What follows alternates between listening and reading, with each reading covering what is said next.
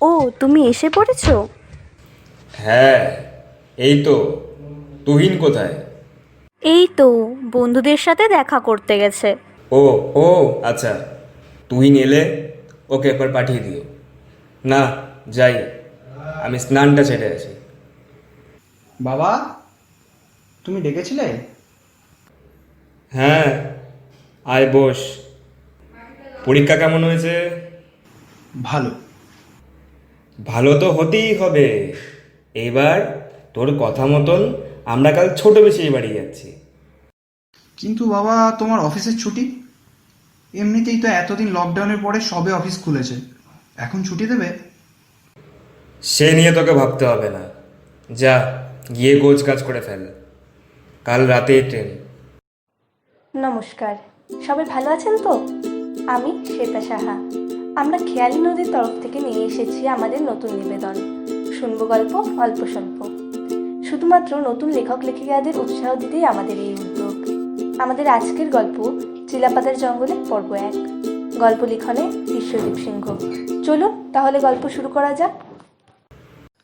তুহিনের বাবা মৃণালকান্তি রায় পিডাব্লিউড অফিসে কাজ করেন। এই করোনা আর লকডাউনে অফিস এতদিন বন্ধ ছিল, সব খুলেছে। বলে রাখা ভালো, এখন আর আগের মতো করোনা নেই। অবশ্য করোনার কোনো ভ্যাকসিন এখনও বের হয়নি। তবে কালক্রমে করোনা আপনা থেকেই বিদায় নিয়েছে। হঠাৎ এই 2-1 আক্রান্তের খবর কানে আসে। এখন আর মানুষের মাস্ক পরবার দরকার পড়ে না। তবে নিয়ম করে সবাই বাইরে থেকে ফেরার পর হাত মুখটা ধুয়ে নেয়। এখন কেউ সামাজিক দূরত্ব বজায় রাখে না। এখন মানুষ মানুষের বড়ই আপন। মানুষ মানুষকে সত্যিকারের ভালোবাসে। এই করোনা যেন মানুষকে নতুন করে বাঁচতে শিখিয়েছে। রাতে খাবার পর তুহিন ঘুমোতে গেল ঠিকই, কিন্তু ঘুম আসবার নাম নেই। আজ কত বছর পর পিসির বাড়ি যাচ্ছে সে। 7 বছর তো হয়েই গেল। শেষবার গিয়েছিল মাধ্যমিক পরীক্ষার পর। তারপর এত বছর পর আবার যাবে। যদিও আরও অনেক আগে যাওয়ার কথা ছিল, তবে এই করোনা বাবাজি সবটাই ভান্ডুল করে দিয়েছে। ওদের কলেজের পরীক্ষাও পিছিয়েছে 2 বছর। একটা নয়, দুটো বছর, ভাবা যায়? সবে তুহিনের 3rd ইয়ারের পরীক্ষা শেষ হয়েছে। তুহিনের বাবা মৃণালবাবু আগেই বলে রেখেছিলেন, তোর 3rd ইয়ারের পরীক্ষাটা শেষ হলে একবার ছোট বেশি বাড়ি থেকে ঘুরে আসবো। আর তার জন্য 7টা বছরের অপেক্ষা। তুহিন এসব কথাই ভাবছে। এমন সময় পাশ থেকে তার ছোট ভাই বলে উঠল, আচ্ছা দাদা, কাল কোথায় যাচ্ছি রে? ছোট পিসির বাড়ি। ওটা কোথায়? আলিপুরদুয়ার, উত্তরবঙ্গ। আলিপুরদুয়ার মানে চিরাপাতার জঙ্গল? শুধু কি তাই, আরো কত কি রয়েছে। বক্সা পাহাড়, ব্যাঘ্র প্রকল্প, জয়ন্তী, ভারত ভুটান সীমান্ত, আর সেখানকার বুদ্ধ মন্দির। বক্সা পাহাড়ে দুর্গ আছে না? শুধু বক্সা পাহাড়ে নয় তো, চিলাপাতা জঙ্গলেও দুর্গ রয়েছে, নলগড়ের দুর্গ। এখন যদি আর কিছুই বাকি নেই, শুধু তো একটা ভাঙা দেওয়াল ছাড়া। তুই কি জানিস নলগড়ের দুর্গ কে বানিয়েছিলেন? জানি তো, নলনারায়ণ। কে? নলনারায়ণ? ওরে, নলগড়ের দুর্গ বানিয়েছিলেন কোচবিহারের দেওয়ান চিলা রায়। তো শোন কি হয়েছিল। কোচ রাজবংশের আদিপুরুষ বিশ্বসিংহের 3য় পুত্র ছিলেন চিলা রায়। তিনি ডুয়ার সীমান্তের আলিপুরদুয়ারের কাছেই এক গভীর জঙ্গলের ভেতর বানান এই দুর্গটি। পরবর্তীকালে রাজা নরনারায়ণের নামে এই দুর্গের নাম হয় নলগড়ের দুর্গ। আর এই নরনারায়ণই হলেন তোর নলনারায়ণ। আহ দাদা! আচ্ছা বেশ, এখন ঘুমো, কাল সকালে কেনাকাটা করতে হবে। সকালে বাবাকে অফিস যেতে দেখে তুহিন ভেবেছিল হয়তো তিনি ছোট পিসির বাড়ি যাওয়ার কথাই ভুলে গেছেন। সে ব্যাপারে তাকে জিজ্ঞাসা করতেই তিনি বললেন, আরে ট্রেন তো রাতে, আমি না হয় সবটা ছেড়ে দুপুরের মধ্যেই ফিরে আসবো। সন্ধে হতেই সবাই তোড়জোড় শুরু করে দিল। রাত 8:30টায় train, Kanchankanya express 13149, Sealdah station থেকে হাসিমারা। স্টেশনে পৌঁছে ওরা রাতের জন্য কিছু খাবার কিনে যে যার জায়গায় বসে পড়ল। টিকিট আগেই কাটা ছিল। রাতের খাবারের পর যখন সবাই যে যার মতো ব্যস্ত, তিনজো তখন একটা ডুয়ার্স ভ্রমণের বই খুলে বসলো। এটা আজই দুপুরেই কলেজ স্ট্রিট থেকে কিনেছে। তিনজো তুহিনের ছোট ভাই, বয়স সবে 12। ওর আনন্দের শেষ নেই। প্রথমবার ছোট পিসির বাড়ি যাচ্ছে সে। গতবার তুহিন পিসির বাড়ি গিয়ে থাকলেও তিনজোর যাওয়া হয়ে ওঠেনি। ওর স্কুলে পরীক্ষা ছিল। ওর পিসির বাড়ি নাকি চিলাপাতা জঙ্গলের কাছে। তিনজো একবার বইয়ে পড়েছিল চিলাপাতার জঙ্গল হলো জলদাপাড়া ও বক্সা টাইগার রিজার্ভে হাতি চলাচলের পথ তথা ওয়াইল্ড লাইফ করিডর। সময় এভাবেই চলতে থাকে। তুহিনরা ওর পিসির বাড়ি পৌঁছে গেছে। পিসির বাড়ির থেকে দেখা যাচ্ছে ঘন জঙ্গল, ছায়া ঘেরা জঙ্গল। তখনও ঝিঝি পোকার ডাক শোনা যাচ্ছে। নাওয়া খাওয়া সারার পর খানিক বিশ্রাম নিয়ে ওরা একটি গাড়ি করে জঙ্গল সাফারির উদ্দেশ্যে রওনা দিল। সামনে দিয়ে ঘুরে বেড়াচ্ছে কত রকমের হরিণ ও জঙ্গলি শূকরের দল। সূর্যের আলো যেন ওদের সাথে গাছের আড়াল থেকে লুকোচুরি খেলছে। বিকেল হওয়ার কিছু আগে ওরা পৌঁছেছিল বানিয়া ওয়াচ টাওয়ারের সামনে। অসাধারণ অবস্থা সেই ওয়াচ টাওয়ারের, একেবারে ঘন জঙ্গলের ভেতরে শিলতোরসা নদীর তীরে। তুহিন সিঁড়ি বেয়ে উঠছে এমন সময় ah oops, I am extremely sorry. What sorry? দেখে চলতে পারেন না? আরেকটু হলেই যে পড়ে যাচ্ছিলাম। আমার ভুল হয়ে গেছে, আমি খেয়াল করিনি। ঠিক আছে ঠিক আছে, ইটস ওকে। এই বলে মেয়েটি চলে গেল। ওপরে উঠে চারিদিকের পরিবেশ দেখে সবাই বিস্মিত। নিচে খানিকটা দূরেই ছিল হাতির দল। এখানে নাকি দিনে দুপুরেই ঘুরে বেড়ায় হাতির দল। বিকেলের পড়ন্ত বেলায় সূর্যাস্তের দৃশ্য ছিল অপরূপ। কিন্তু এত কিছুর মধ্যেও তুহিনের চোখে ভাসছে সেই মেয়েটির মুখ। আহ, কত সুন্দর দেখতে! যেন সব উপমা কম পড়ে যায় তার সৌন্দর্যের সামনে। কিন্তু এই সুন্দর মুখটি যেন তার চেনা, কোথায় একটা যেন দেখেছে কিন্তু মনে করতে পারছে না। সন্ধে হয়ে আসছে। সেদিনের মতো তারা বাড়ি ফেরার জন্য রওনা দেবে। এমন সময় তুহিন দেখল কিছু দূরেই একটি ফাঁকা জায়গায় একা বসে রয়েছে সেই মেয়েটি। তুহিন সামনে যেতেই মেয়েটি উঠে দাঁড়ালো। তারপর তুহিন বলল, এ কি, আপনি এখানে একা? আমি আসলে পথ হারিয়েছি। পথ হারিয়েছেন? কি বলছেন? কিন্তু বের হবার রাস্তা তো একটাই। আমি জানি, কিন্তু আমি যে কি? আসুন আমার সঙ্গে, আপনাকে একটা জিনিস দেখাবো। কিন্তু কোথায়? ওসব না হয় পরে বলবো, এখন চলুন। এই বলে সে তুহিনের হাত ধরে জঙ্গলের দিকে চলে গেল। এদিকে তুহিনকে দেখতে না পেয়ে সবাই চিন্তায় পড়েছে। গেল কোথায় ছেলেটা? অন্ধকার হয়ে এসেছে, এখন জঙ্গলে থাকাটা নিরাপদ নয়। অনেকক্ষণ তাকে না পেয়ে বন দপ্তর কর্মীদের ফোন করে জানিয়ে সবাই জঙ্গলের দিকে খোঁজা শুরু করলো। তুহিন, তুহিন, কোথায় তুই? তুহিন, তুহিন, তুহিন। এদিকে তুহিন আর মেয়েটি জঙ্গলের ভেতর দিয়ে পৌঁছে গিয়েছিল বানিয়া নদীর তীরে। সেখানে একটি গাছের নিচে এসে মেয়েটি বসে পড়ল। এ কি, কি দেখাবে বলেছিলে? দেখুন, কি সুন্দর চাঁদ উঠেছে, তাই না? তুমি চাঁদ দেখানোর জন্য আমায় এত দূর টেনে নিয়ে এলে? মাথা ঠিক আছে তো? আপনি বুঝি চাঁদ পছন্দ করেন না? তুহিন আর কিছু বলতে পারল না। সে মেয়েটির পাশে গিয়ে চুপ করে বসে রইল। না জানি কতক্ষণ ওরা ওভাবেই চুপ করে বসেছিল। নিস্তব্ধতা ভাঙল পাশের গাছের ডালে বসে থাকা একটি প্যাঁচার ডাকে। আচ্ছা, তোমার নামটাই তো জানা হলো না। কি নাম তোমার? আমি উমা। উমা? হ্যাঁ, কেন? নামটা বড্ড সেকেলে বুঝি? না না, খুব মিষ্টি নাম। হঠাৎই জঙ্গলের ভেতর প্রচুর পরিমাণ আলো একসঙ্গে দেখা দিল। ওদের দিকে একটা জিপ গাড়ি আসছে আর তুহিনের মা ডেকেই চলেছে। তুহিন, তুহিন, তুহিন, এই তুহিন, ওঠ বাবা, আর কত ঘুমোবি? ওঠ, উঠে মুখ ধুয়ে ফ্রেশ হয়ে নে। আমরা যে এনজেপি চলে এলাম, তাড়াতাড়ি মুখ ধুয়ে কিছু খেয়ে নে। মায়ের ডাকে ঘুম ভাঙার পর তুহিন বুঝতে পারে যে সে স্বপ্ন দেখছিল। কত সুন্দরী না স্বপ্ন, আর সেই মেয়েটি কত সুন্দরী না ছিল সে। কি যেন নাম ছিল তার? উমা। ট্রেনে হকারদের থেকে চা কিনে খেয়েছিল তুহিন আর ওর বাবা মা। তিনজোর জন্য অবশ্য স্টল থেকে একটি কেক ও জুসের বোতল আনা হয়েছিল। এনজিপি স্টেশন থেকে যখন ট্রেনটা ছাড়লো, ঘড়িতে তখন প্রায় 8:45। এখান থেকে ট্রেনটা সোজা জলপাইগুড়ির দিকে না গিয়ে চলে গেল শিলিগুড়ি জাংশনের দিকে।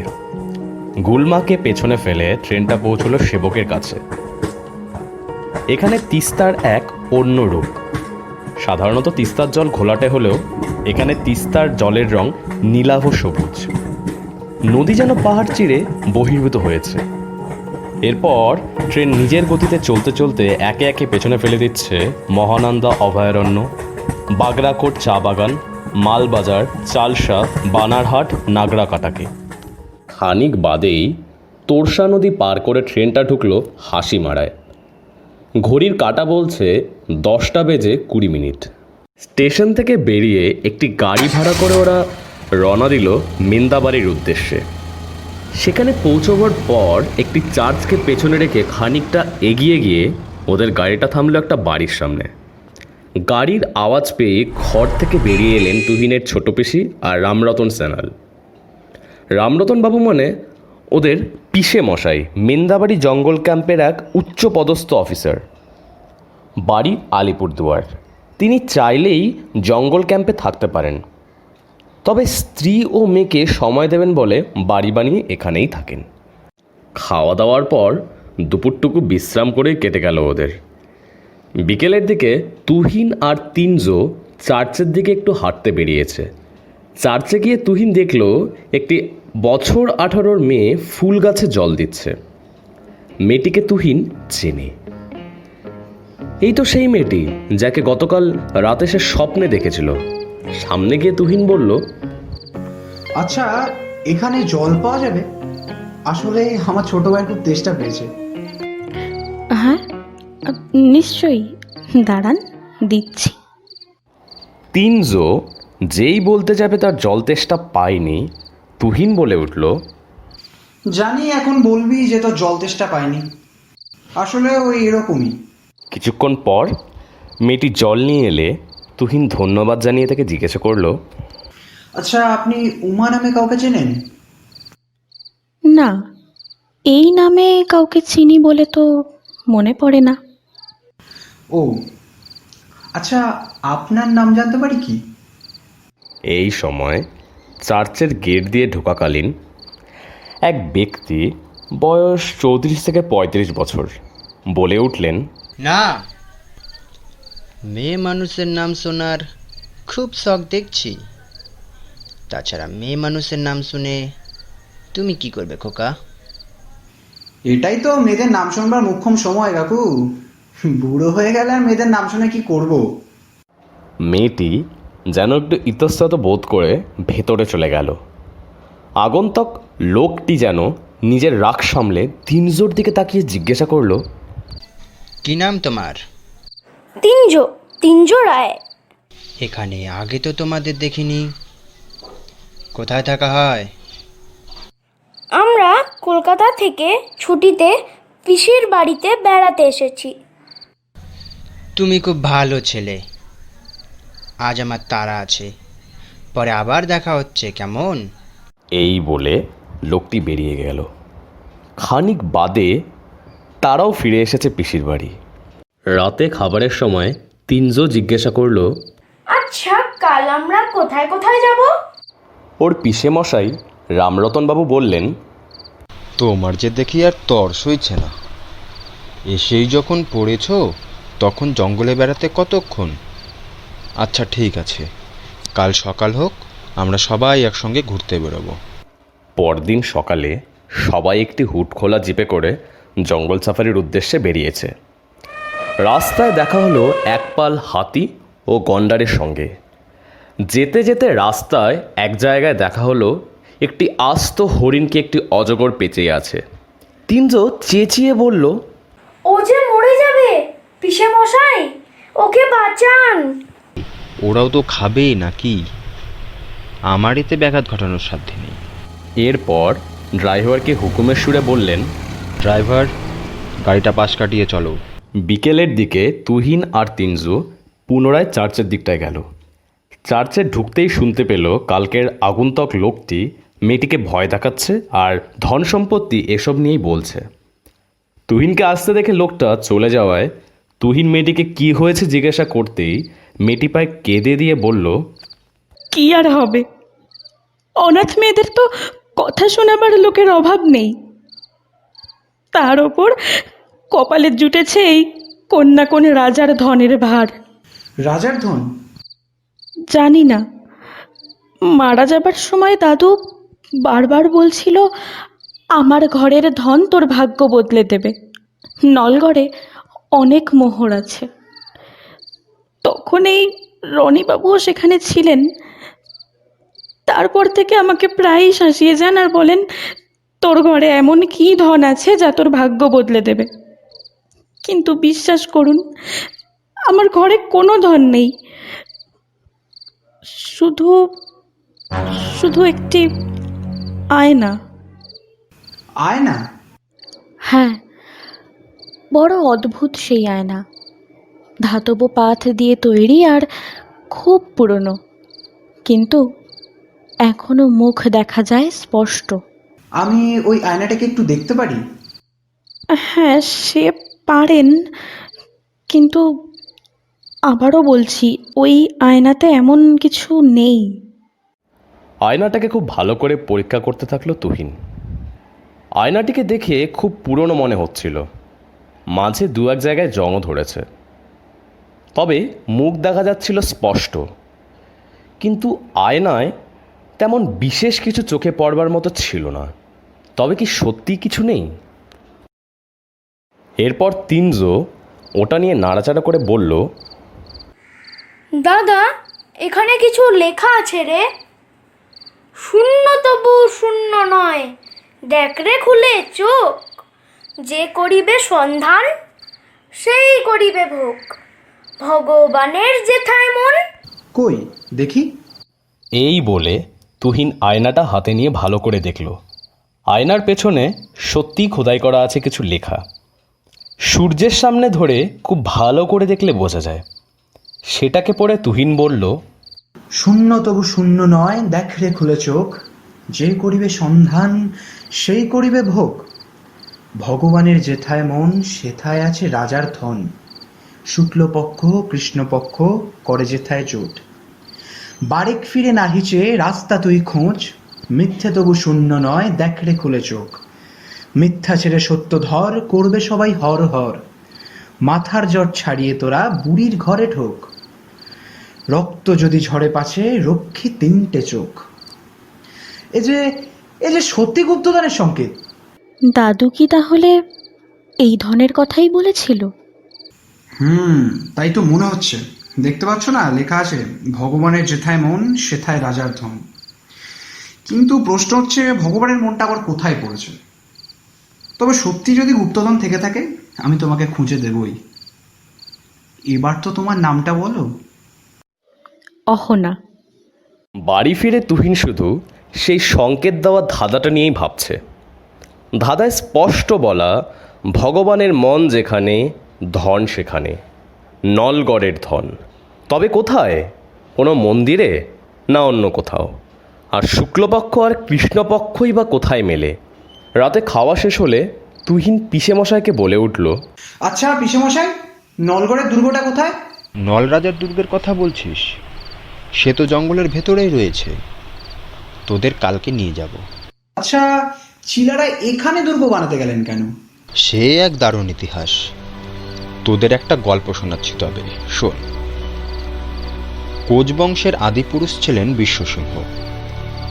বিশ্বসিংহের 19টি সন্তান থাকলেও 3 জনের নাম না বললেই নয়। এরা ছিলেন নরসিংহ, নরনারায়ণ ও শুক্লধ্বজ।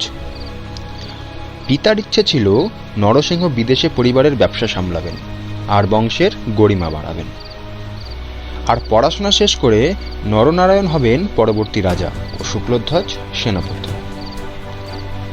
তবে বিশ্বসিংহ মারা যাবার পর নরনারায়ণের অনুপস্থিতিতে নরসিংহ নিজেকে রাজা বলে দাবি করেন। সেই সময় আবার নরনারায়ণ ও শুক্লধ্বজ দুজনেই ছিলেন বারাণসীতে। সেই সময় প্রাসাদেরই একজন গোপনে চিঠি পাঠান বারাণসীতে, নরনারায়ণ আর শুক্লধ্বজ যেন শীঘ্রই ফিরে আসেন। এরপর তারা ফিরে এলে নরসিংহকে সিংহাসনচ্যুত করে সিংহাসনে বসেন নরনারায়ণ, আর পিতার আদেশে রাজ্যের সীমানা বাড়ানোতে মন দেন শুক্লধ্বজ। আর এই সময়ে শত্রুপক্ষের আক্রমণের হাত থেকে রাজ্যকে রক্ষা করার জন্য পঞ্চদশ শতকে এই দুর্গে নির্মাণ করেন শুক্লধ্বজ, মূলত ভুটান সীমান্ত থেকে আসা আক্রমণের হাত থেকে রাজ্যকে রক্ষা করতে। জানিস তো তুহিন, এই শুক্লধ্বজই হলেন চিলারায়, যার নামে এই জঙ্গল। তবে চিলারায় নাম হলো কেন? শুক্লধ্বজ ঘুড়ির বেগে রণ করতেন বলে তার নাম চিলারায়। আসামি ভাষায় চিল কথার অর্থ ঘুড়ি। আবার কেউ কেউ বলেন ঘোড়ায় চড়ে ভরলী নদী পার করতেন শুক্লধ্বজ। লাফিয়ে তীব্র গতিতে নদী পার করবার জন্য তার নাম চিলারায়। আবার কেউ কেউ বলেন চিলের মতন ছো মেরে শত্রুপক্ষের ওপর আঘাত হানতেন বলে তিনি চিলারায়। যুদ্ধে তিনি ছিলেন পটু। কোচবিহার সাম্রাজ্যের বিস্তারের মূল কাণ্ডারি ছিলেন তিনি। চিলারায় রাজা না হয়েও যুদ্ধ পরিচালনা থেকে শুরু করে রাজ্য বিস্তারের মতন কাজ করতেন। তার বীরত্বের কথা শুনেই মুঘলরা এই রাজ্যে আক্রমণ করতে এসেও ভয়ে পিছিয়ে যায়। কেউ কেউ তো বলেন বিশ্ব ইতিহাসে যদি তিনজন মহাবীর জন্মে থাকেন তবে তারা হলেন চিলারায়, নেপোলিয়ন আর শিবাজি। তবে দক্ষতা, চতুরতা, উদ্দেশ্য, জনহিতকর কাজের দিক থেকে চিলারায় বাকিদের চেয়ে আলাদা। যেখানে নেপোলিয়ন ক্ষমতার লোভে একচ্ছত্র সম্রাট হবার স্বপ্ন দেখতেন আর শিবাজি হিন্দু রাজ্য গড়বার, সেখানে চিলারায় ছিলেন সকল ধর্মের প্রতি কর্তব্যপরায়ণ আর ভ্রাতা নরনারায়ণের প্রতি অনুগত। তিনি এত রাজ্য জয় করেছিলেন যে পারলেই সেসব অঞ্চলের রাজা হতে পারতেন বিনা বাধায়, কিন্তু তার লক্ষ্য ছিল সীমানা বিস্তার, আর এখানেই চিলারায়ের মহত্ব। তিনিই ছিলেন গেরিলা যুদ্ধের পথপ্রদর্শক, যা পরবর্তীতে শিবাজি অবলম্বন করেন। ঐতিহাসিক টলেনবীরের মতে তিনি বিশ্ব মহাবীর চিলারায়। কিন্তু দুঃখের বিষয় কি জানিস, আজও ভারতের পাঠ্য ইতিহাসে তাকে স্থান দেওয়া হয়নি। সারা ভারত জানে সম্রাট আকবর কোনো দিনও বাংলা দখল করতে পারেনি, তবে তার পেছনের কারণ কেউই জানে না। বাংলা দখল করতে হলে মুঘলদের লড়তে হতো চিলারায়ের বিরুদ্ধে, তবে সে সাহস মুঘলদের ছিল না। কিন্তু তবুও চিলারায়ের বীরত্ব ছাপা হয়নি ভারতের ইতিহাসে। এখানে শিবাজির স্থান হয়েছে, বিদেশি নেপোলিয়নের স্থান হয়েছে, তবে এক অজানা কারণেই ব্রাত্য থেকে যায় চিলারায়। আর নলগড় দুর্গের ধ্বংস? সব ভালোরই একটা শেষ থাকে রে তুহিন। চিলারায় গৌড় আক্রমণ করতে গিয়ে পরাজিত ও বন্দী হন। সেই সময় নরনারায়ণ সৈন্যকে রাজধানীতে ফিরিয়ে নিয়ে আসেন। তারপর এখানে আর কেউই আসেনি। এরপর 1897 সালে এক ভয়াবহ ভূমিকম্প হলে দুর্গের আর কোনো কিছুরই অবশিষ্ট থাকে না। আচ্ছা, আজ অনেক গল্প আর ইতিহাস হয়েছে, এবার সবাই ঘুমোতে যাও। আচ্ছা পিসে মশাই, এখানে কি গুপ্তধন আছে? গুপ্তধন? এখানে এখানে গুপ্তধন থাকতে যাবে কেন? তাহলে সত্যি গুপ্তধন নেই, কিন্তু অহনার দেখানো আয়নাতে যে সংকেত ছিল, তাহলে ধরে নিতে হচ্ছে সেটা কোনো সংকেত নয়, নিছকই একটা কবিতা। শূন্য তবু শূন্য নয়, দেখরে খুলে চোখ, যে করিবে সন্ধান সেই করিবে ভোগ। ভগবানের যেথায় মন সেথায় আছে রাজার ধন, শুক্লপক্ষ কৃষ্ণপক্ষ করে যেথায় জোট। শুক্লপক্ষ কৃষ্ণপক্ষ। এমন সময় তুহিনের মাথায় বিদ্যুৎ খেলে গেল। এই তো মিলেছে, শুক্লপক্ষ আর কৃষ্ণপক্ষ মিলেছে। শুক্লপক্ষ আর কেউ নয়, শুক্লধ্বজ মানে চিলারায়ের সেনা, আর কৃষ্ণপক্ষ মানে নরনারায়ণের। আর ভগবান নিশ্চয়ই নরনারায়ণ, অর্থাৎ গুপ্তধনের চিলাপাতার জঙ্গলেই রয়েছে। এ কথা যত তাড়াতাড়ি সম্ভব অহনাকে জানাতে হবে। আমার কাল সকালে অহনার কাছে যেতে হবে, এ কথা তার জানা দরকার। এই ছিল আমাদের আজকের গল্প চিলাপাতার জঙ্গলে পর্ব 1। কিন্তু এরপর কি হলো বলুন তো? জানতে হলে অপেক্ষা করতেই হবে পরের শনিবারের গল্পে। তুহিন এবং ত্রিলোচনের চরিত্রে আপনারা শুনলেন তন্ময় রায়ের কণ্ঠ। তুহিনের মার চরিত্রে আপনারা শুনলেন মৌমিতা রুজের কণ্ঠ। তুহিনের বাবার চরিত্রে আপনারা শুনলেন সর্বজিৎ ভৌমিকের কণ্ঠ। প্রিন্সদের চরিত্রে আপনারা শুনলেন শুভায়ন সাহার কণ্ঠ। অহনা এবং উমার চরিত্রে আপনারা শুনলেন চন্দ্রজা সেনগুপ্তের কণ্ঠ। রনিবাবুর চরিত্রে আপনারা শুনলেন বিশ্বজিৎ সিংহের কণ্ঠ। পিসিমশাইয়ের চরিত্রে আপনারা শুনলেন সুদীপ সিংহের কণ্ঠ এবং গল্পের কথক মাজিল দেব বর্মন। ধন্যবাদ।